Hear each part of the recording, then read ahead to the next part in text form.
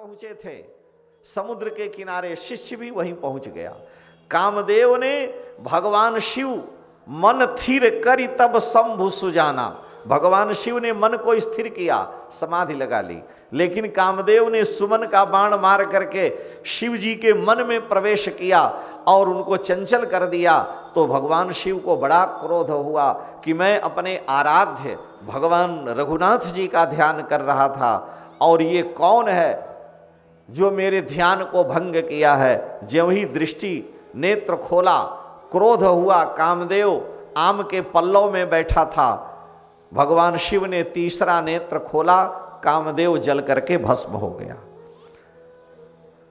जितने भी जोगी जति ऋषि मुनि थे सबको परम शांति मिली कामदेव को जल जाने से, क्योंकि इसने सबको अपने वश में कर लिया था, सबका ध्यान भंग हो गया था, सबके पूजा पाठ साधन छूट गए थे।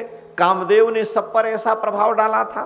ज्यों ही भगवान शिव ने कामदेव को जलाया सबको परम शांति मिली, लेकिन कामदेव की पत्नी रोते हुए शंकर जी के चरणों में गिर पड़ी कि आप ने मेरे पति को जलाकर नष्ट कर दिया। उनका क्या दोष था? मेरे पति का कोई दोष नहीं था। मेरे पति तो इंद्र के कहने से आपकी समाधि नष्ट किए और आपने मेरे पति को भस्म कर दिया क्रोधाग्नि से। अब मैं कहां जाऊं, कैसे जीवन धारण करूं?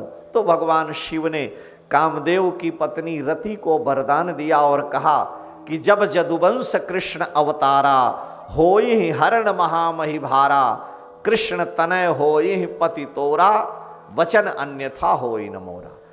अरे देवी रति, 28वें द्वापर में जब भगवान का कृष्णावतार होगा और कृष्ण का, प्रभु का जब देवी रुक्मिणी से विवाह होगा और रुक्मिणी के पहले पुत्र प्रद्युम्न होंगे, वो तुम्हारे पति साक्षात कामदेव ही होंगे। तो तब तुम्हें शरीर रूप से अपने पति की प्राप्ति होगी और तब तक तुम्हारे पति बिना शरीर के ही सब पर प्रभाव डालेंगे। शंकर जी की समाधि खुल गई। कामदेव की पत्नी को भगवान ने वरदान दिया और अंत में सभी देवता बड़े प्रसन्न हुए, पुष्प की वर्षा करके, और भगवान शिव की समाधि भंग हुई है। अब भगवती पार्वती से इनका विवाह कराया जाए और विवाह होगा तो इनको पुत्र होगा, पुत्र तारकासुर का संहार करेगा। भगवान शंकर के पास सभी लोग गए, शिव जी ने स्वीकार कर लिया, ब्रह्मा जी ने प्रार्थना की और श्री राम जी ने आज्ञा दी कि हे प्रभु, हे शिव जी, मेरी आज्ञा है जगत मंगल के लिए आप जगदम्बा से विवाह करें। भगवान शिव ने स्वीकार कर लिया और भगवती पार्वती के साथ फिर भगवान शिव के विवाह की कथा प्रारंभ हो गई। विवाह की चर्चा आप जानते हैं, भगवान शिव कैलाश में हैं और यहाँ पार्वती जी से विवाह होना है, बारात तैयार हो रही है। भगवती जगदम्बा पार्वती साक्षात भवानी हैं। पार्वती जगदम्बा के साथ भगवान शिव का विवाह है। बड़े बड़े ऋषि मुनि सभी लोग इस शंकर जी के विवाह में शामिल होने के लिए चल पड़े और ऋषियों ने भगवती पार्वती से एक बात भी कही कि हम लोग बहुत समझाए, आप नहीं मानी, लेकिन देखो शंकर जी को आप पति प्राप्त करना चाहती हो, उन्होंने तो कामदेव को ही जला दिया। तो जिस पति की आप कामना कर रही हो उस पति ने जब कामदेव को जला दिया तो उस पति से लाभ क्या होगा? भाई, विवाह का प्रयोजन जो होता है धर्मा विरुद्ध काम है। विवाह का प्रयोजन क्या है विवाह होने का? कि धर्म का विरोधी जो न हो ऐसा काम होना चाहिए और पुत्र उत्पत्ति। तो जब शंकर जी ने कामदेव को ही जला दिया तो पुत्र की उत्पत्ति कैसे होगी? क्योंकि पुत्र प्रयोजना भार्या, पुत्र के ही प्रयोजन के लिए विवाह किया जाता है। और जब शंकर जी कामदेव को जला दिए तो यह संभव नहीं है। भगवती पार्वती जी ने कहा इसका मतलब ये हुआ कि आप लोग यह समझ रहे हो कि अभी तक शंकर जी कामी थे और आज उन्होंने कामदेव को जला दिया तो निष्काम हो गए। ये आपका विचार है, लेकिन मेरे विचार से भगवान शंकर में कभी काम था ही नहीं। शंकर जी में कभी कोई कामना, काम, वासना है ही नहीं। आप मानते हैं कि शंकर जी ने काम को जलाया, अब विवाह कैसे होगा, लेकिन शंकर जी को मैं काम से युक्त समझती ही नहीं। ऋषियों ने पूछा पार्वती जी से, ऐसा क्यों? पार्वती जी ने कहा, तुलसीदास जी ने एक बड़ी अच्छी बात कही है कि जहां राम तहां काम नहीं और जहां काम नहीं राम। जहां राम है वहां काम नहीं और जहां काम है वहां राम नहीं। जहां राम तहां काम नहीं, जहां राम तहां काम नहीं, जहां काम नहीं राम। तुलसी कबहू की रही सके रवि रजनी एक ठाम। कभी रात और सूर्य एक साथ रह सकते हैं, राम जी भी रहे और काम भी रहे। राम और काम साथ में नहीं हो सकते। शंकर जी के हृदय में तो राम जी हैं। ते ही पुनि राम राम दिन राते, सादर जपहि अनंग राते। तो वहां तो काम की संभावना ही नहीं है। और आप कह रहे हो कि शंकर जी ने काम को जलाया। हम तो शंकर जी को आज से नहीं, अनंत काल से यह जानती हैं उनके बारे में कि वो सदा अकाम है। उनमें कभी संकल्प, इच्छा, वासना होती ही नहीं है। इसलिए हे सप्तर्षियों, तुम्हारे जान काम अब जारा, अब लग शंभु रहे सबिकारा। हमारे जान सदा शिव जोगी, अज अनबद्ध अकाम अभोगी। हमारे लिए तो शंकर जी अजन्मा हैं, अनबद्ध हैं, अकाम माने निष्काम हैं, अभोगी हैं, उनमें कोई भोग नहीं है। गोपियां नाना प्रकार का पकवान बनाई और पकवान बना करके दुर्वासा जी महाराज आए थे, उनको खाने के लिए लेकर जा रही हैं। पकवान बना के लेकर चली, लेकिन जमुना जी में बड़ी भयंकर बाढ़ थी, उस पार जाएं कैसे। भगवान कृष्ण से कहा कि आप कृपा करो, हमारे स्वामी हो और हम दुर्वासा जी आए हैं, उनको भोजन लेकर के, प्रसाद लेकर बनाकर जा रही हैं, लेकिन जमुना जी से कैसे उस पार जाएं। भगवान श्री हरि श्री कृष्ण ने कहा कि जाओ यमुना जी से कह देना कि अगर श्री कृष्ण बाल ब्रह्मचारी हो तो हमें मार्ग दे दो। वो गई और उन्होंने कहा कि बाल ब्रह्मचारी श्री कृष्ण ने, हे यमुना जी आपसे मार्ग देने को कहा है, अगर वो बाल ब्रह्मचारी है तो मार्ग दे दो। चली गई, जल दोनों तरफ हो गया, बीच से निकल गई, घुटने से कम जल। दुर्वासा जी को भोजन दिया, परसा, और जब पात्र खाली हो गया, वो कम भोजन भी नहीं करते थे। दुर्वासा जी महाराज प्रसाद पा लिए। गोपियों ने कहा महाराज यमुना जी में बड़ी बाढ़ आई है, हम जाएंगी कैसे अपने घरों को, आपकी सेवा में हमने प्रसाद समर्पित कर दिया। दुर्वासा जी ने कहा तो आई कैसे हो। गोपियों ने सारी बात बतलाई कि भगवान कृष्ण ने कहा कि अगर श्री कृष्ण आजन्म ब्रह्मचारी हो तो हे यमुना जी हमें मार्ग दे दो। यही कह के हम आई हैं, यमुना जी ने मार्ग दे दिया। तो दुर्वासा जी ने कहा कि जाओ तुम लोग जा करके यमुना से यह कहना कि अगर दुर्वासा जी केवल दूब पा करके ही रहते हो तो हे यमुना जी मार्ग दे दो। गोपियों को बड़ा आश्चर्य हुआ कि 10 थाल इनको भोजन हम लोग करा चुके हैं और ये कह रहे हैं कि दुर्वा पा करके। लेकिन ऋषि की बात में ननु नच तर्क वितर्क नहीं होता। यमुना जी से गई और ज्यों ही ये बात कही यमुना जी ने मार्ग दे दिया। यानी इतना भोजन करने के बाद भी वो दुर्वासा हैं। दुर्वासा माने दुर्वाम अश्नात इति दुर्वासा, जो केवल दुर्वा खाए।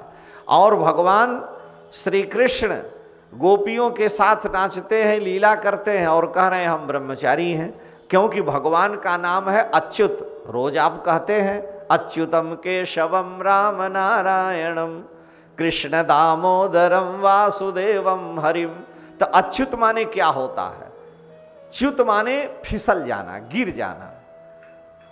जैसे शहद का छत्ता लगा है तो नीचे चू जाता है, तो लोग कहते हैं कि शहद चू गया, अथवा कोई वस्तु चू जाती है। तो संस्कृत में च्युत माने चू जाना, गिर जाना, और अच्युत माने जो कभी गिरे ही नहीं, कभी च्युत ही ना हो। हम लोग अपने जीवन में सावधान कितना भी रहें, कहीं फिसल सकते हैं, अपने मार्ग से गिर सकते हैं, लेकिन जो अपने स्वरूप से, अपने धर्म से कभी भी फिसले नहीं, कभी च्युत न हो, कभी गिरे नहीं, वो अच्युत भगवान है। जीव भगवान नहीं हो सकता। जीव में काम, क्रोध, लोभ, मद, मत्सर ये गुण आते हैं, इसीलिए उसे जीव कहते हैं। और जिसमें काम, क्रोध, लोभ, मद, मत्सर, छल, छद्म, पाखंड ये गुण न हो, वो भगवान है। इसलिए भगवान अच्युत हैं, वो कभी च्युत नहीं होते। और रोज हम लोग कहते हैं अच्युतम, तो श्री कृष्ण अच्युत हैं, निष्काम हैं। और दुर्वासा जी सब पागने के बाद भी केवल दुर्वा ही खाते हैं।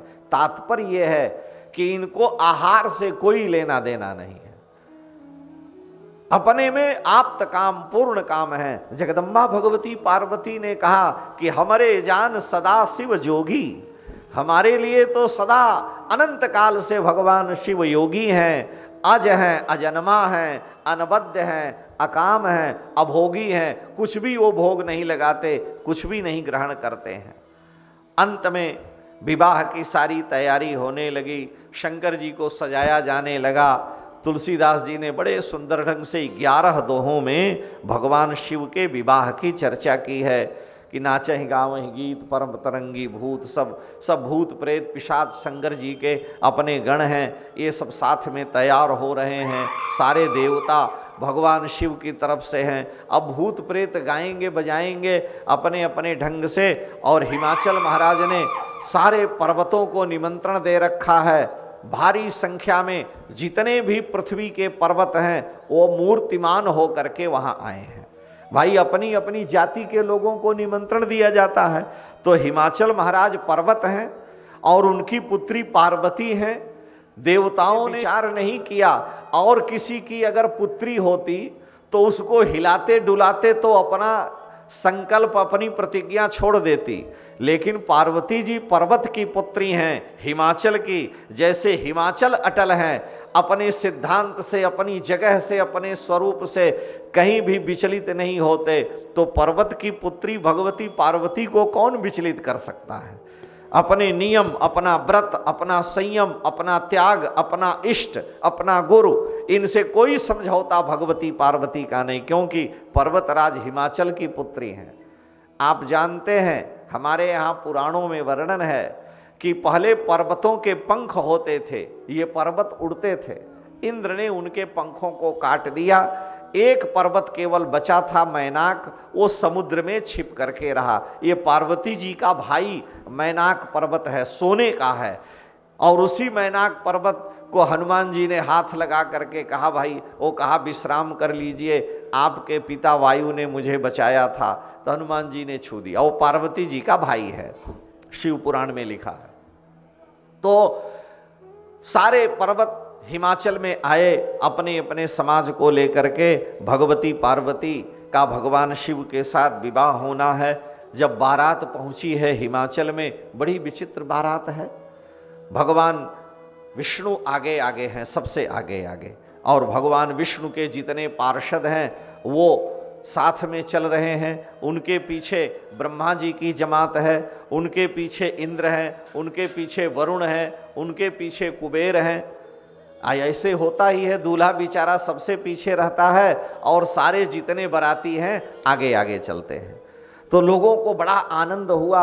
हिमाचल महाराज के आनंद की सीमा नहीं, इतनी सुंदर बारात है, इतने सुंदर रूप वाले लोग हैं, हमारी कन्या के अनुरूप वर आ रहा है, बड़े सौभाग्य की बात है।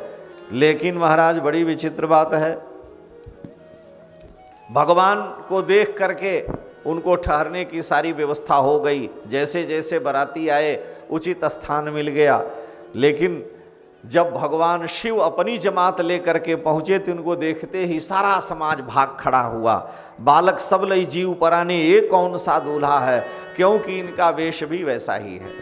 अरे बाप रे बाप, कैसन कैसन भूत प्रेत, कैसन कैसन सांप। अरे बाप रे बाप, कैसन कैसन भूत प्रेत, कैसन कैसन सांप। अरे बाप रे बाप, कैसन कैसन भूत प्रेत, कैसन कैसन सांप। अरे बाप रे बाप, कैसन कैसन भूत प्रेत, कैसन कैसन सांप। अरे बाप रे बाप, कैसन कैसन भूत प्रेत, कैसन कैसन सांप।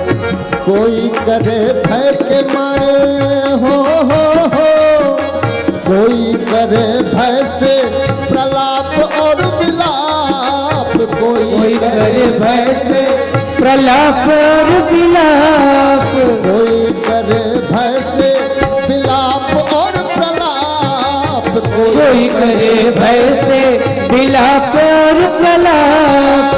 कोई करे आँख मूंद, कोई करे आँख मूंद, राम राम जाप। अरे बाप रे बाप, कैसन कैसन भूत प्रेत, कैसन कैसन सांप। अरे बाप रे बाप, कैसन कैसन भूत प्रेत, कैसन कैसन सांप।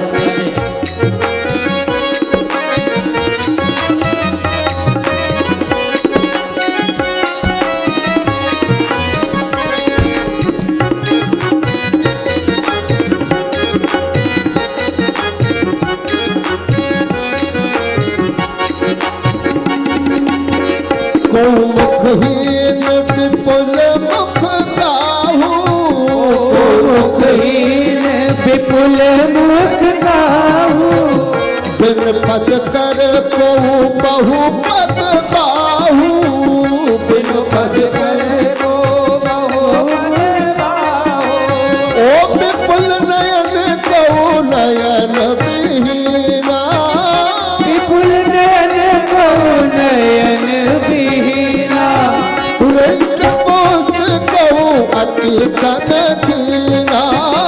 हृष्ट पुष्ट कहू अति तन दीना। अरे बाप रे बाप, कैसे कैसे भूत प्रेत, कैसे कैसे सांप। अरे बाप रे बाप, कैसन कैसन भूत प्रेत, कैसन कैसन सांप। अरे बाप रे बाप, कैसन कैसन भूत प्रेत, कैसन कैसन सांप। अरे बाप रे बाप, कैसन कैसन भूत प्रेत, कैसन कैसन सांप।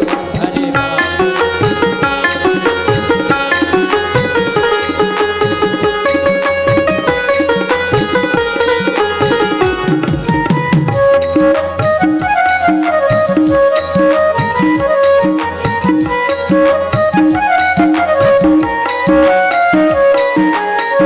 कोवर भय से प्रलाप और विलाप।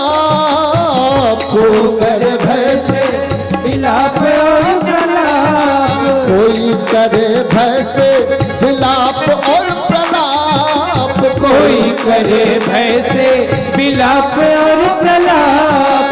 कोई करे नयन मूंद, कोई करे आँख मूंद, राम नाम जाप। अरे बाबा रे बाप, कैसन कैसन भूत प्रेत, कैसन कैसन सांप। अरे बाप रे बाप, कैसन भूत प्रेत, कैसन कैसन सांप। अरे बाप रे बाप, कैसन कैसन भूत प्रेत, कैसन कैसन सांप। अरे बाप रे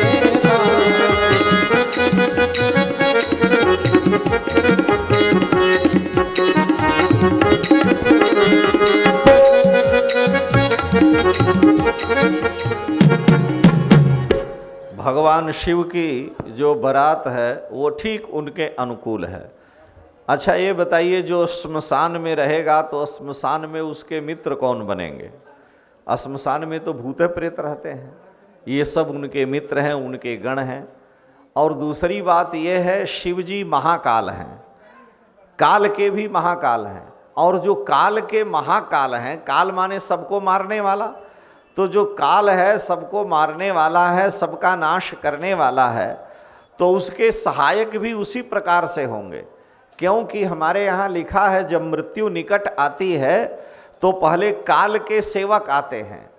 किसी का भयानक मुख है, किसी की बड़ी बड़ी दाढ़ें हैं, तो मरने से पहले व्यक्ति को ये बड़े भयंकर जमराज के दूत दिखने लगते हैं, ये मृत्यु निकट आने पर।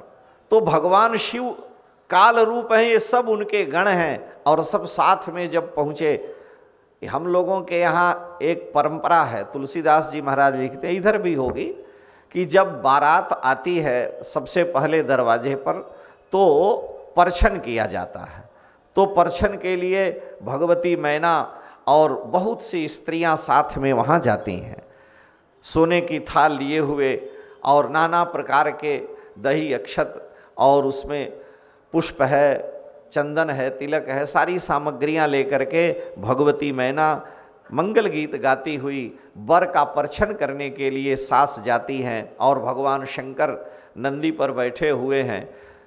जब वो गई और मंगल गीत गा रही थी तो उन्होंने जब देखा, पूछा भाई कि आखिर में वर कौन है, तो बतलाया कि यही जो बैल पर बैठे हैं वो वर हैं।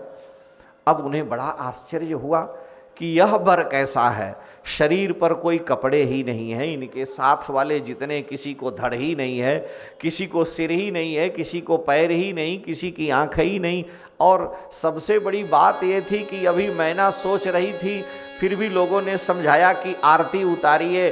वो बेचारी ज्यों दीपक जलाई और कुछ तिलक चंदन करना चाही, तब तक शंकर जी के जो गण हैं उनके साथ में, अब जान ही रहे हैं आपकी, गले मुंडमालम तनौ सर्पजालम महाकाल कालम गणेशाधिपालम।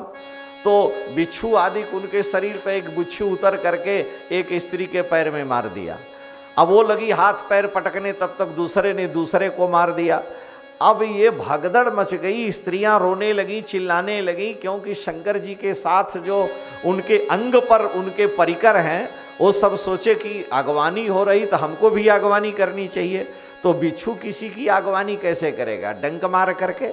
और भगवान शिव को ज्यों ही भगवती मैना ने देखा, उन्होंने तिलक और परछन करना बंद कर दिया। व्याकुल होकर के महल में आकर विलाप करने लगी कि विधाता बड़े विचित्र हो आप, अगर आपने मेरी पुत्री को इतना सुंदर बनाया, जगत में मेरी पुत्री से सुंदर अगर कोई नहीं है, तो इस सुंदरी कन्या के योग्य आप वर बनाते। नारद जी से हमारा क्या बैर था, ऐसे पागल वर के लिए इतना कठोर तप कराया। वर जो है कन्या के अनुरूप हो, नियम है कि जो घर वर कुल होई अनूपा, तो करिय विवाह सुता अनुरूपा। घर भी ठीक होना चाहिए, वर भी ठीक होना चाहिए और कुल भी। 3 शर्तें जरूरी है। किस कुल का वर है, तो वर नकुल है, कोई खानदान है ही नहीं, आगे नाथ ने पीछे पकहा, ऐसे तो वर है।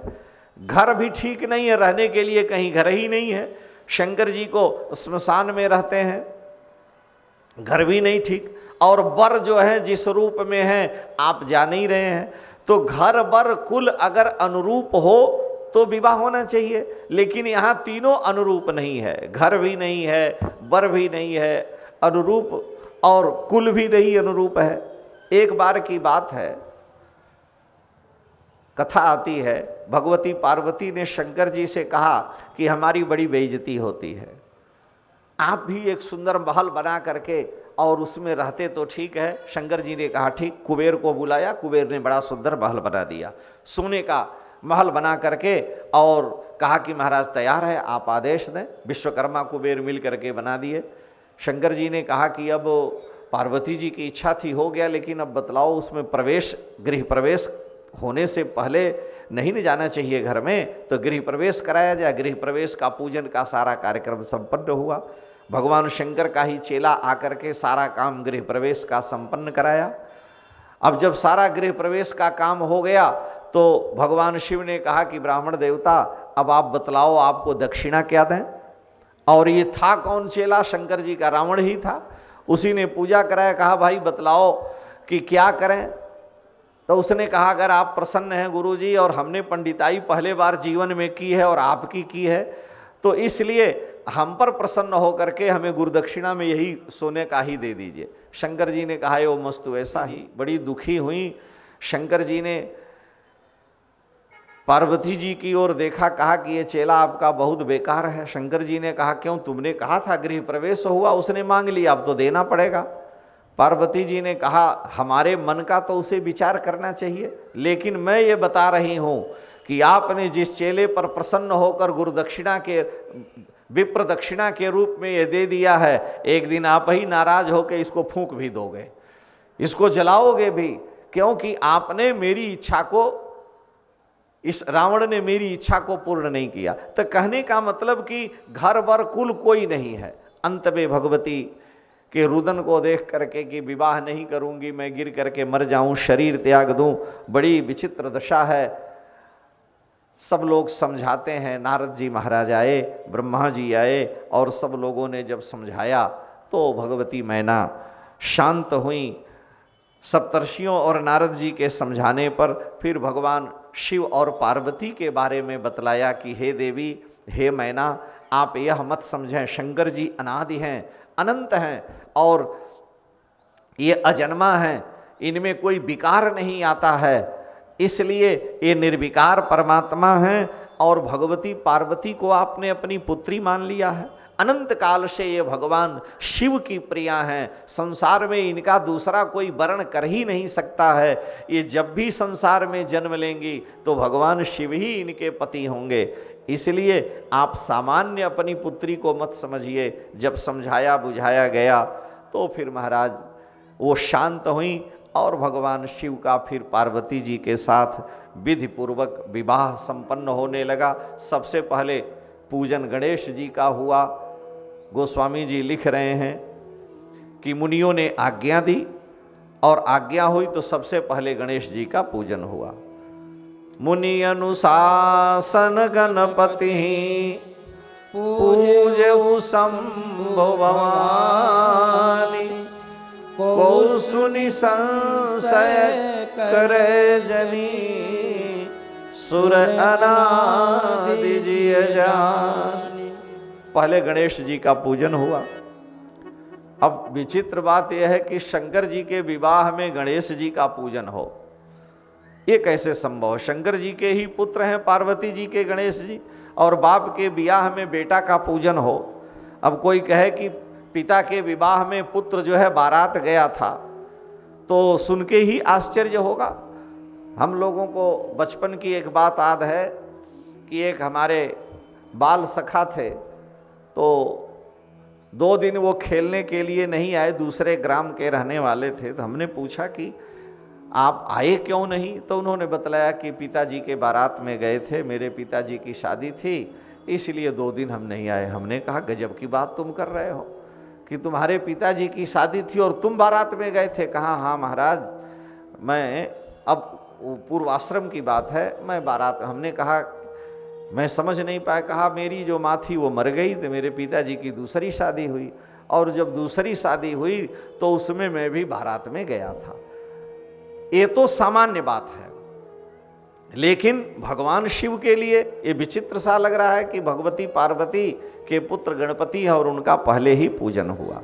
तुलसीदास जी ने सीधे कह दिया कि को सुनि संशय करे जन, कोई संशय मत करे, क्योंकि देवता अनादि हैं, इनका आदि अंत नहीं है, ये अनादि हैं। देखिए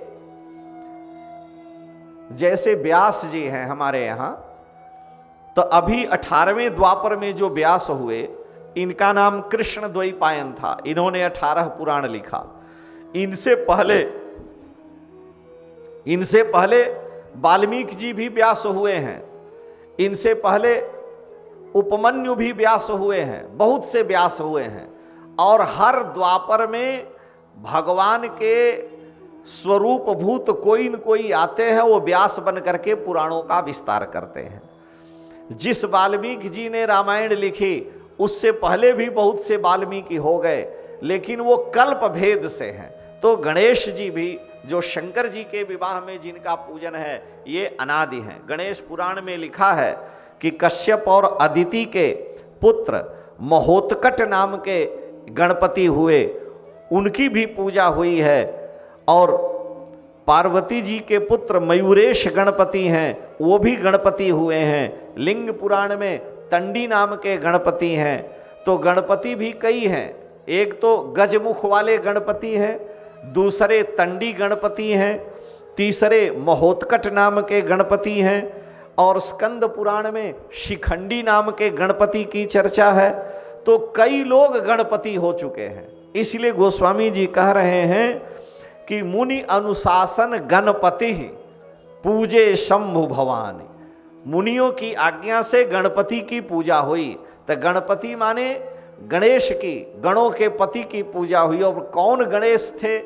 ये हाथी के सिर वाले गणेश जी थे, कि महोत्कट नाम के गणेश थे, कि उत्कट नाम के गणेश थे, कि करवीर नाम के गणेश थे, कि शिखंडी नाम के गणेश थे। हर कल्प में जब जब भगवान की लीला की इच्छा होती है तो भगवती सती का शरीर त्याग, पार्वती जी का जन्म, भगवान शिव का विवाह, और ये सृष्टि की परंपरा अनादि है। भगवान शिव और पार्वती का, गौरी गणेश जी का पूजन करके विधि पूर्वक वैवाहिक कर्म संपन्न हुआ है। श्री गौरी शंकर भगवान की। भगवान बारात लेकर के कैलाश में आए, सुख पूर्वक रह रहे हैं। देवताओं की कामना के अनुसार कुछ दिन के बाद भगवान शिव के यहाँ श्री कार्तिकेय भगवान का प्राकट्य हुआ है। श्री कार्तिकेय महाराज की। कार्तिकेय का जन्म भगवान शिव और पार्वती से होता है। कृत्तिकाओं ने उनका पालन किया है।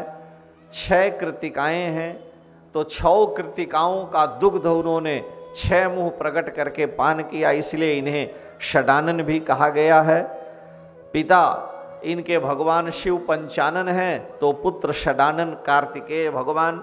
और इन्हीं कार्तिकेय ने फिर तारकासुर से युद्ध किया। देवताओं ने कार्तिकेय को अपना सेनापति बनाया, तारकासुर के साथ युद्ध हुआ, और फिर कार्तिकेय भगवान ने उस तारकासुर का संहार किया है। श्री गोस्वामी जी महाराज कह रहे हैं कि भगवान शिव भगवती पार्वती के साथ सुख पूर्वक कैलाश में रह रहे हैं, बड़े आनंद से। एक दिन भगवती पार्वती ने देखा कि आज बड़े आनंद में भगवान शिव बैठे हैं, और पार्वती जी के मन में जिज्ञासा थी, कुछ पूछना चाहती थी, लेकिन डर रही थी। आज बड़ी प्रसन्नता थी शिव जी की, तो भगवती पार्वती ने भगवान शिव के चरणों में प्रणाम किया, और प्रणाम करके कुछ सुनने की इच्छा की। सुनने की इच्छा से भगवान शिव से जिज्ञासा करती हैं कि हे प्रभु, हे नाथ, अगर आप हम पर प्रसन्न हैं, अगर आप मुझे अपनी दासी समझते हैं, तो मैं आपसे कुछ जानना चाहती हूँ, लेकिन आप तनिक भी नाराज मत होइएगा। पूर्व जन्म में हमने जो दोष किया था, जो मुझसे संशय हो गया, आपके वचन पर विश्वास नहीं हुआ, अब वो सब बात नहीं है। भगवान शिव ने कहा, देवी तुम जो कुछ पूछना चाहती हो, किसी भी प्रकार से भय मत करो, अपने मन की बात मुझसे पूछो। पार्वती जी ने पूछना शुरू किया। देखिए, एक बात ध्यान रखिए, आप लोग भागवत जी की कथा सुने हैं। भागवत जी की कथा में वक्ता लोग सुनाते हैं कि शंकर जी पार्वती जी को अमर कथा सुना रहे थे, और पार्वती जी बीच में सो गई। तो सो गई तो पूरा सुन नहीं पाई। भाई, पार्वती जी को बार बार जन्म मरण के चक्कर में न पड़ना पड़े, इसलिए शंकर जी ने अमर कथा सुनाई। लेकिन जब सो गई तो जो सोवत है सो खोवत है, जो जागत है सो। तो जब सो गई तो खो गई, यानी अमर कथा सुनी नहीं। अमर कथा सुनी नहीं तो अमर हुई नहीं। भगवान शंकर बड़े नाराज हुए कि तोते के बच्चे ने सुन लिया, ये सुनी नहीं। तो पार्वती जी पर नाराज हुए और उन्होंने कहा, जिस अमर कथा को तुम्हें सुनाने के लिए, अमरनाथ आप लोग गए होंगे, जानते होंगे, अमर कथा सुनाने के लिए तुमको मैंने चंद्रमा को छोड़ दिया, गंगा जी को छोड़ दिया, अपने नंदी को छोड़ दिया, अपने गले में शेषनाग को, सबको छोड़कर तो तुम्हें एकांत में हम कथा सुनाए और उसके बाद तुम सो गई।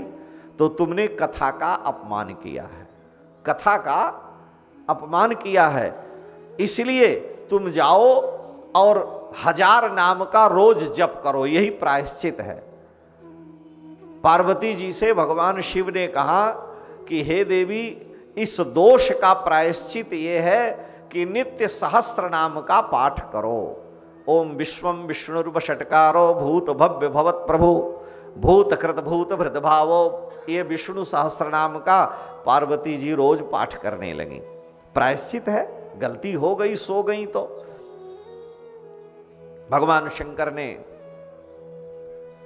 एक दिन जगदम्बा ने प्रसाद बना करके भगवान शिव के आगे रख दिया और कहा प्रभु आप भोजन करें। शंकर जी ने कहा कि आज तुम साथ में बैठो, दोनों लोग एक ही साथ प्रसाद पाएंगे।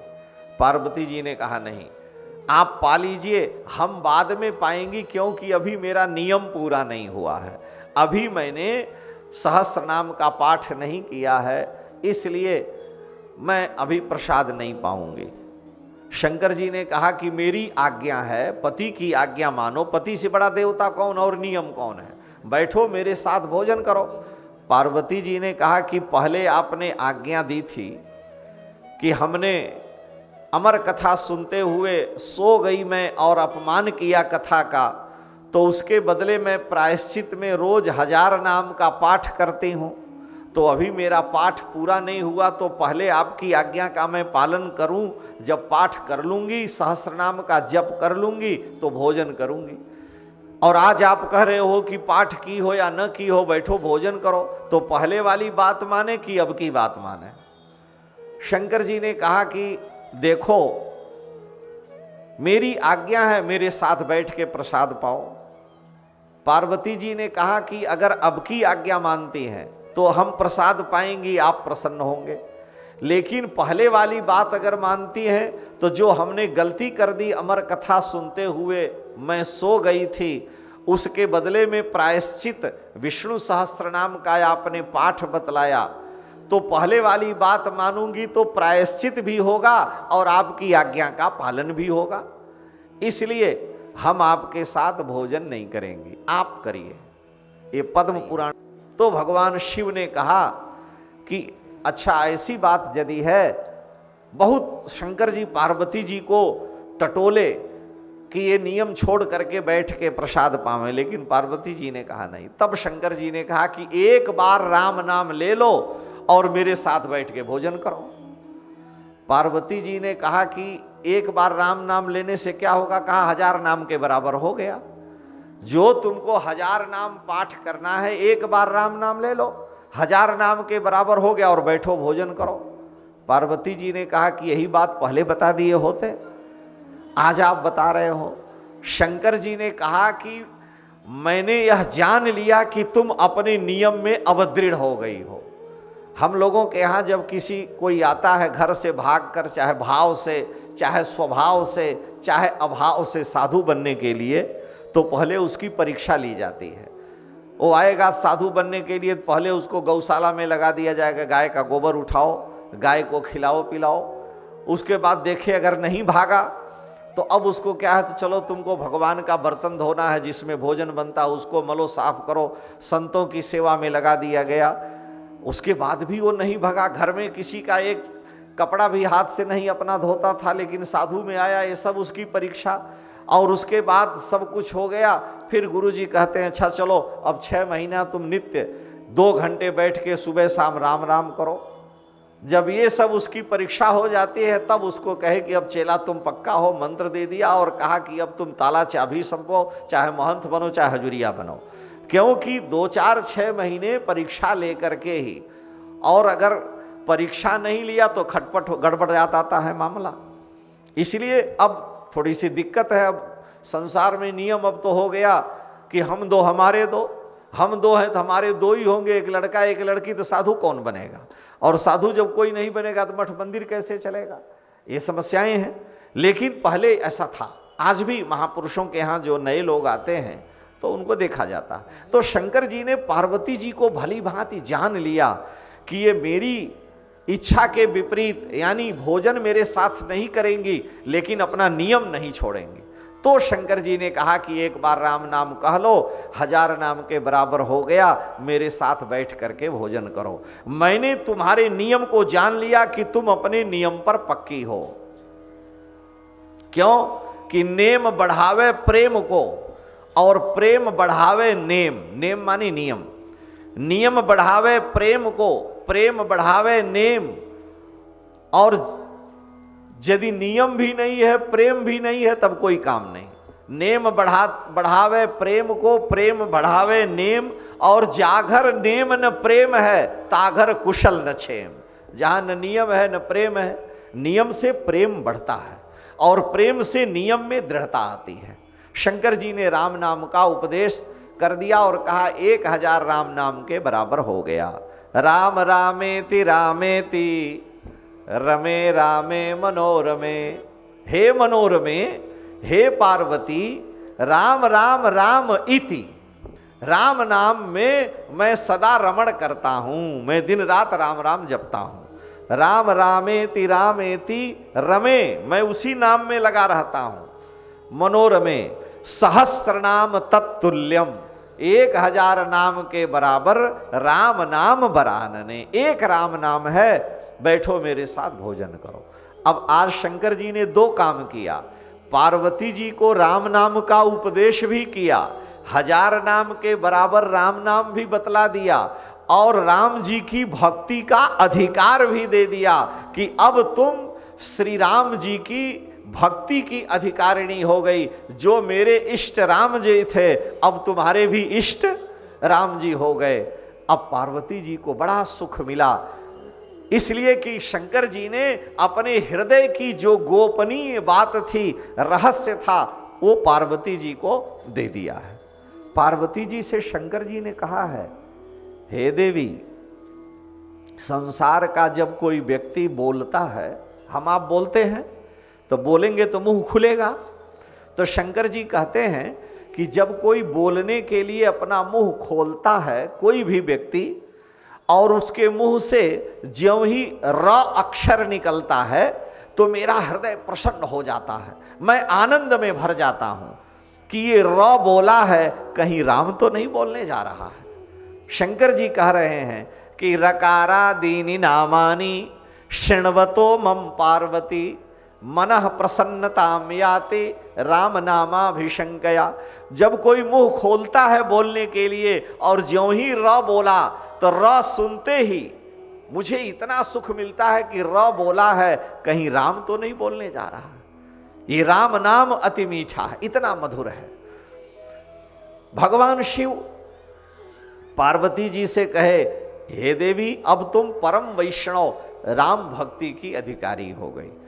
पार्वती जी ने देखा आज भगवान शिव बड़े प्रसन्न हैं, आनंद में बैठे हैं, और हाथ जोड़ करके प्रार्थना की कि हे प्रभु, आपने ही मुझे राम नाम का उपदेश किया है, आपने ही मुझे विष्णु सहस्त्रनाम के जगह पर एक राम नाम सुनाया, तो अगर मैं आपसे कुछ पूछना चाहूं तो नाराज मत होइएगा। हे प्रभु, हे विश्वनाथ, मैं ये जानना चाहती हूं कि अहरनिश दिन रात जिस राम नाम को आप जपते हैं, जिसका आपने हमें भी उपदेश किया, तो मैं ये जानना चाहती हूं कि दशरथ जी के पुत्र जो श्री राम हैं और जिस नाम को आप जपते हैं, वो दोनों में कोई अंतर है कि दोनों एक ही हैं?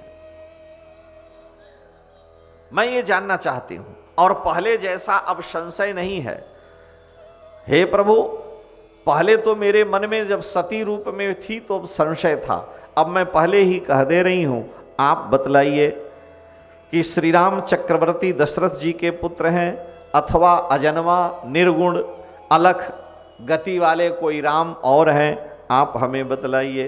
पार्वती जी भगवान शंकर से कह रही हैं, कहु पुनीत राम गुण गाथा भुजगराज भूषण सुरनाथा बंदौ पद धरि धरनि सिरु विनय करऊं कर जोरी, बरनहु रघुबर विमल जस, श्रुति सिद्धांत निचोरी। राम जी की कथा मैं सुनना चाहती हूँ, इसीलिए आपसे ये बात पूछ रही हूँ।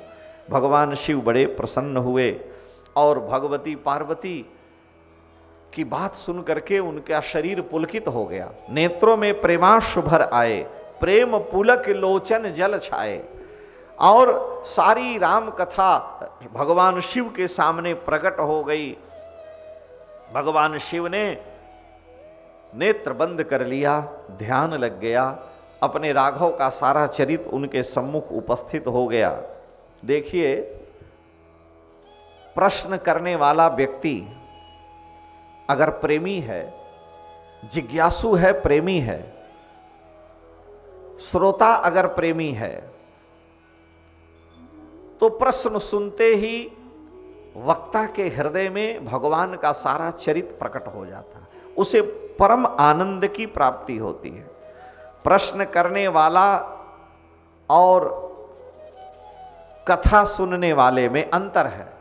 बहुत से लोग प्रश्न करते हैं कुतर्क की दृष्टि से, श्रोता की दृष्टि से नहीं करते हैं।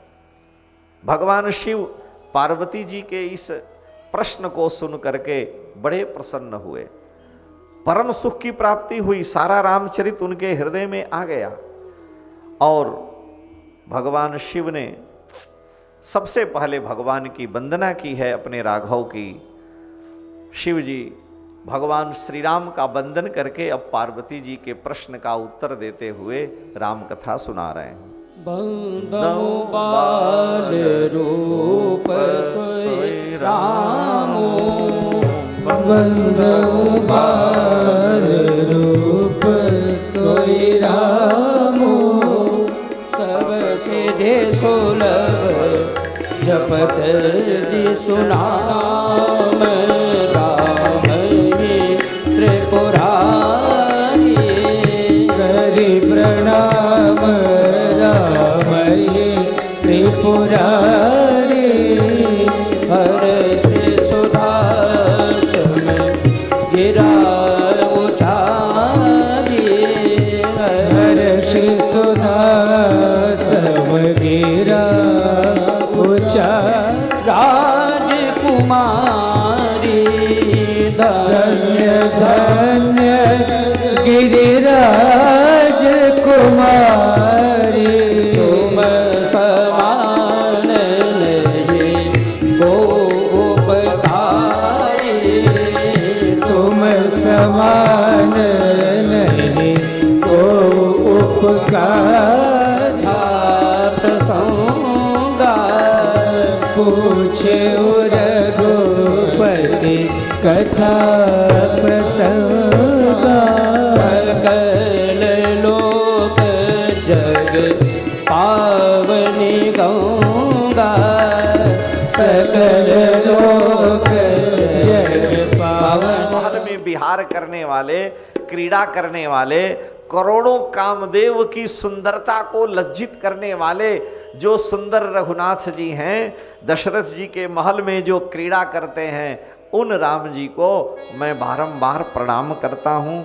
हे पार्वती, तुम धन्य हो, आज तुमने मेरे राघव का मुझे स्मरण कराया, यानी प्रश्न ऐसा किया कि राम जी का सारा चरित्र मेरे हृदय में प्रकट हो गया है। हे देवी, सब कुछ ठीक है, तुमने मुझसे पूछा कि दशरथ नंदन श्री राम और मैं जिनका जप करता हूं निर्गुण निर्विकार श्री राम, इन दोनों को एक मानते हैं आप अथवा भिन्न? तो एक बात तुम सुनो।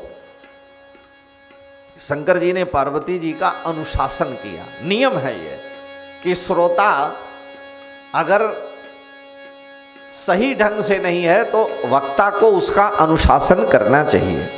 भगवान शिव ने कहा, पार्वती तुम्हारी सब बात मुझे अच्छी लगी, लेकिन तुमने जो ये बात कही कि प्रभु सोई राम की अपर को जाहि जपत त्रिपुरारी, राम वही है जो दशरथ जी के पुत्र हैं, अथवा आप जिनका जप करते हैं वो और हैं और दशरथ राज किशोर कोई और है।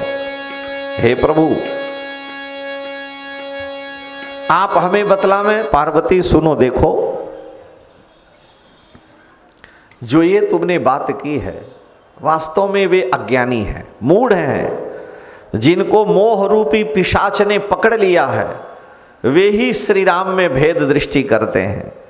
कहीं सुनहि असयधम नरा ग्रसे जे मोह पिशाच पाखंडी हरिपद विमुख जानहि झूठन साच। वे ही श्री राम में भेद करते हैं। यानी हे देवी, दशरथ नंदन श्री राम ही पूर्ण ब्रह्म परात्पर ब्रह्म सच्चिदानंद हैं। वे ही निर्गुण निर्विकार सच्चिदानंद घन हैं। मैं उन्हीं का जप करता हूं। यानी जो निर्विकार निर्गुण परब्रह्म परमात्मा श्री राम हैं, वे ही दशरथ नंदन श्री राम हैं। दोनों में तनिक भी अंतर नहीं है। हे देवी, जो इस प्रकार की चर्चा भी करता है वह दोषी है। वे परमात्मा जो निर्गुण है, निर्विकार हैं, अलख हैं, अरूप हैं, अजन्मा हैं, अपने भक्त के प्रेम के वश में होकर वो सगुण साकार होकर आते हैं। देखिए, आप लकड़ी कंधे पर रखे हैं, लकड़ी लेके जा रहे हैं, आपको ठंड नहीं दूर हो रही है, ठंड लग रही है, कंधे पर लकड़ी रखे हैं, ठंडी नहीं दूर हो रही।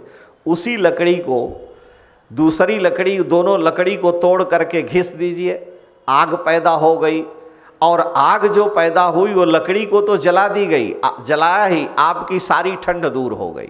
लकड़ी में आग पहले से विद्यमान है। अगर लकड़ी में आग होती नहीं तो यज्ञ में ब्राह्मण लोग लकड़ी को रगड़ करके आग कहाँ से पैदा करते। यानी कारण पहले से कार्य में विद्यमान है। लकड़ी में आग पहले से विद्यमान है, बस केवल घिस करके और उसको पैदा करना है। परंतु जब तक अग्नि प्रकट नहीं है तब तक आपकी ठंड दूर नहीं होगी, तब तक आप भोजन नहीं बना सकते। और कंधे पर रखे लकड़ी चलते रहिए, और उसी लकड़ी से जब आप रगड़ करके आग पैदा कर लेंगे तो भोजन भी बना सकते हैं, ठंडी भी दूर कर सकते हैं। तो वे परमात्मा लकड़ी में विद्यमान अग्नि की तरह से वो निर्गुण है, निर्विकार हैं, शुद्ध बुद्ध हैं। लेकिन जब भक्त की इच्छा होती है कि हमारी ठंड दूर हो, हम आपका रूप देखना चाहते हैं, कहाँ आप छिपे हो, तो वे ही परमात्मा भगत प्रेम वश सगुन सोई, भक्त के वश में हो करके भगत की इच्छा को पूर्ण करने के लिए दशरथ नंदन श्री राम रूप में आते हैं। इसलिए तनिक भी भेद नहीं है। जो पूर्ण परात्पर ब्रह्म सच्चिदानंद घन श्री राम हैं, वे ही दशरथ नंदन श्री राम हैं। शंकर जी कह रहे हैं, पुरुष प्रसिद्ध प्रकाश निधि प्रकट परावरनाथ रघुकुल मणि मम स्वामी सोई कही शिवनायौ माथ। वे मेरे आराध्य रघुनंदन श्री राम निर्गुण निर्विकार सच्चिदानंद घन दशरथ नंदन श्री राम है। भगवान शिव ने भगवती पार्वती जी को ये बात बतलाई। श्रुतियां भी, वेदों में भी लिखा है कि अपाणि पादो जवनो गृहीता पश्यत्य चक्षुः ससृणोत्यकर्णः सवेति वेद्यं न च तस्यास्ति वेत्ता तमाहुरग्रम पुरुषम महांतम। श्रुतियां कहती हैं कि उसके हाथ पैर नहीं हैं, लेकिन वह सारी वस्तुओं को पकड़ता है, सबको ग्रहण करता है। वह उसके पैर नहीं, लेकिन सबसे तेज गति से चलता है। अपाणि पादो जवनो गृहीता पश्यत्य चक्षु, उसके नेत्र नहीं है लेकिन सब कुछ देखता है। उसके कान नहीं है लेकिन सब कुछ सुनता है। यानी उनके मन में जो संकल्प हुआ, जैसे चाहें वैसे वो अपने को बना सकते हैं। वे परमात्मा निर्विकार शुद्ध बुद्ध दशरथ नंदन श्री राम हैं। हे पार्वती, इस विषय में तनिक भी संशय नहीं है। शंकर जी ने पार्वती जी से कहा कि देखो, काशी में जब कोई व्यक्ति प्राण त्याग करता है तो मैं उसके कान में तारक मंत्र देता हूं। जब कोई काशी में अपना शरीर छोड़ता है तो भगवान शिव कह रहे हैं मैं उसके कान में तारक मंत्र देता हूं। काशी मरत जंतु अवलोकी आजा सुनाम बल करऊं विशो की। जो शोकग्रस्त है, जो अत्यंत कष्ट में है, काशी में दुख झेल रहे मरते हुए उस प्राणी को देखकर उसके कान में मैं जो नाम देता हूं, काशी मरत जंतु, जंतु माने कोई भी कीट पतंग मच्छर बिच्छू पशु मनुष्य कोई हो, काशी में मरने वाला कोई भी जंतु मैं देखता हूं वो दुखी है तो उसको दुख से छुटकारा दिलाने के लिए जिनके नाम का मैं उसको उपदेश करता हूं। जासु नाम बल करऊं विशो की, सोई प्रभु मोर चराचर स्वामी। जो नाम देते हैं हम उनके कान में, वही मेरे चराचर स्वामी हैं, वही मेरे आराध्य हैं, वही मेरे सर्वस्व हैं। रघुबर सब उर अंतर्जामी, वे रघुवंश कुलभूषण दशरथ राज किशोर श्री राम हैं। उन्हीं का नाम मैं कान में दे करके और जीव का उद्धार करता हूं। लिखा है कि भगवान शिव कहते हैं अहम भवान, मैं भगवती पार्वती के साथ काशीपुरी में निवास करता हूं। अहम भवन्नाम गृणन कृतार्थो वशामि काश्याम अनिशम भवान्या। अहम भवन्नाम गृणन कृतार्थो वसामि काश्याम निशं भवान्या। मुमूर्षुमाणस्य विमुक्तेऽहं दिशामि मंत्रम तव राम नाम। हे राम जी, जब काशी में कोई आता है प्राण त्याग करता है तो अहम भवन नाम, मैं आपका नाम राम नाम लेकर के उसके कान में उपदेश करता हूं, राम नाम सुनाता हूं। दिशामि मंत्रम तव राम नाम, आपका राम नाम ही उसके कान में देता हूं। त काशी मरतु जंतु अवलोकी जासु नाम बल करो विशो की। सोई प्रभु मोर चराचर स्वामी रघुबर सबौर अंतर्जामी। हे पार्वती, वे रघुनाथ जी मेरे इष्ट हैं, मेरे आराध्य हैं। उन्हीं के नाम के बल से मैं विशोक कर देता हूं, उसे मुक्त कर देता हूं। ऐसी दशा में उनके बारे में संशय नहीं करना चाहिए। अब तुमने जो राम जी के चरित्र को सुनने की इच्छा की है तो सावधान हो करके सुनो। भगवान शिव रघुनाथ जी का ध्यान किए और कहे कि भगवान के अवतार के अनेक कारण हैं। भाई, जो परमात्मा सच्चिदानंद घन ब्रह्म है वो भक्त के लिए अवतार लेते हैं, लेकिन अवतार के कोई न कोई कारण होने चाहिए। अब कितने कारण हैं ये मैं नहीं बता सकता। हरि अवतार है तुझे ही होई, इदमित्थम कही जाई न सोई। भगवान का अवतार रावण को मारने के लिए हुआ, सुग्रीव का उद्धार करने के लिए हुआ, विभीषण को लंका का राज्य देने के लिए हुआ, कि खरदूषण को मारने के लिए हुआ, कि शबरी पर कृपा करने के लिए हुआ, कि केवट को पार उतार करके उसका कल्याण करने के लिए हुआ, कि दशरथ जी ने कठोर तपस्या की और हम आपको पुत्र चाहते हैं इसलिए हुआ, कि मनु शतरूपा पूर्व जन्म में तप किए, उनकी कृपा उनके तपस्या और वरदान को सिद्ध करने के लिए भगवान का अवतार हुआ, कि देवता लोग रो रहे थे हम बड़े संकट में हैं, मारे मारे फिर रहे हैं। अब किस कारण से भगवान का अवतार हुआ ये निश्चित रूप से नहीं कहा जा सकता। हाँ, अगर ये कहा जाए कि रावण को मारने के लिए भगवान का अवतार हुआ तो वैकुंठ में बैठे बैठे वहीं से संकल्प कर देंगे रावण मर जाएगा, मर जाएगा। प्रधानमंत्री को आकर के किसी व्यक्ति को पकड़ करके उसको मारने की जरूरत नहीं है, वहीं से संकेत कर देगा कि हमारे पार्टी की ज्यादा निंदा करता है, वो हमारा विरोधी है, उसका काम तमाम कर दो। मन में सोच लेगा, काम तमाम हो गया।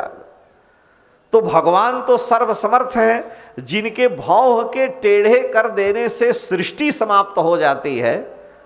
भ्रिकुटी विलास सृष्टि लय होई, जिनके भाव घुमा देने से सृष्टि खत्म हो जाती है, उनको रावण को मारने के लिए पृथ्वी पर आने की क्या जरूरत हो? तो वैकुंठ साकेत से ही सोच लेंगे रावण मर जाएगा।